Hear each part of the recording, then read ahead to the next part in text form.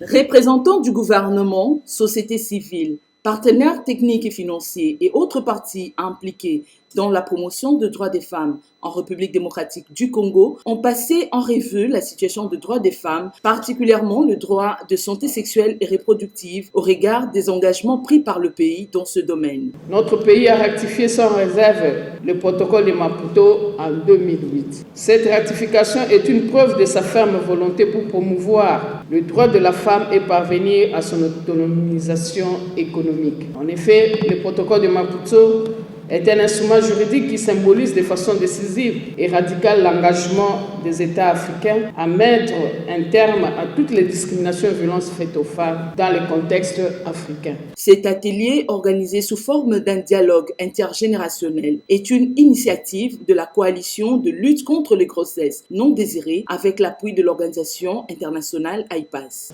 Ce dialogue intergénérationnel qui a pour but de pouvoir évaluer le niveau de réalisation des engagements que notre gouvernement a pris en faveur de la femme est une activité importante pour AIPAS dans le sens où notre organisation milite pour que chaque femme, chaque jeune fille puisse avoir accès aux informations de qualité basées sur les évidences, puisse avoir accès aux soins de santé sexuelle et reproductive, y compris les soins d'avortement sécurisé et de contraception, afin de pouvoir réaliser leurs rêves, de pouvoir développer leur potentiel. Le rôle ou l'objectif de pouvoir davantage nous investir dans le droit sexuel et reproductif, c'est de pouvoir d'abord reconnaître que la plupart des problèmes que connaît la femme lui arrivent parce qu'elle est femme.